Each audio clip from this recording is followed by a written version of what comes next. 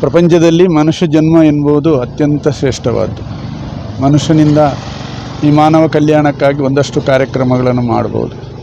ಅದು ಬೇರೆ ಯಾವ ಜೀವಿಗೂ ಅಂಥ ಅವಕಾಶ ಇಲ್ಲ. ಅಂಥ ಮನುಷ್ಯ ಜನ್ಮದಲ್ಲಿ ತನ್ನ ಜೀವನವನ್ನು ಸದಾ ಪರರಹಿತಕ್ಕಾಗಿ ಸೇವೆ ಸಲ್ಲಿಸುವಂಥದ್ದು ಅತ್ಯಂತ ಅಮೂಲ್ಯವಾದ ಕೆಲಸ.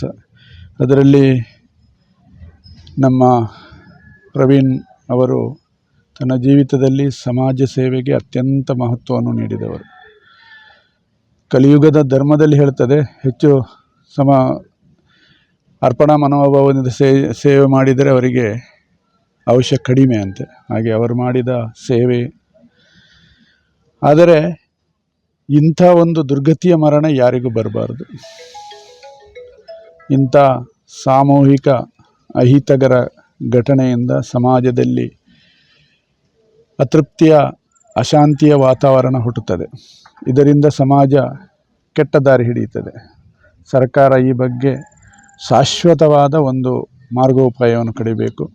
ಇಂಥ ಘಟನೆಗಳು ಎಲ್ಲಿಯೂ ಯಾವ ಧರ್ಮದಲ್ಲಿಯೂ ನಡೆಯಬಾರದು.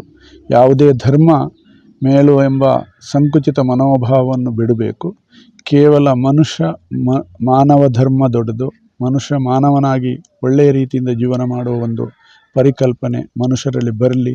ಸರ್ಕಾರ ಇದಕ್ಕೆ ಒಂದು ಒಳ್ಳೆಯ ಶಿಸ್ತುಬದ್ಧವಾದ ನಿಯಮವನ್ನು ತರಲಿ ಅಂತ ನಮ್ಮ ಈ ಒಂದು ವಿಷಯವನ್ನು ನಿಮ್ಮ ಮುಂದಿಡ್ತಾ ಇದ್ದೇನೆ. ಓಂ ಶಾಂತಿ ಶಾಂತಿ.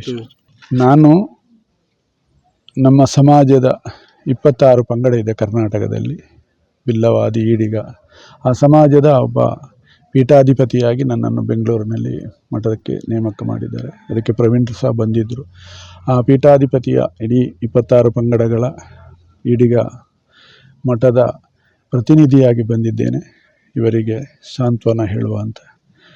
ಆದ್ದರಿಂದ ಅವರ ಮುಂದಿನ ಜೀವಿತ ಉಜ್ವಲವಾಗಲಿ, ಅವರ ಪ್ರವೀಣನ ಆತ್ಮಕ್ಕೆ ಶಾಂತಿ ಸಿಗಲಿ ಅಂತ ಪ್ರಾರ್ಥನೆಯನ್ನು ಮಾಡಿ ಹೊರಡ್ತಾ ಇದ್ದೀವಿ. For any specialised Ayurveda treatment programme visit Vaidyar's Ayurveda hospital, Darbe, Puttur. Suddi channel, ಕ್ಷಣ ಕ್ಷಣದ ಸುದ್ದಿಗಾಗಿ.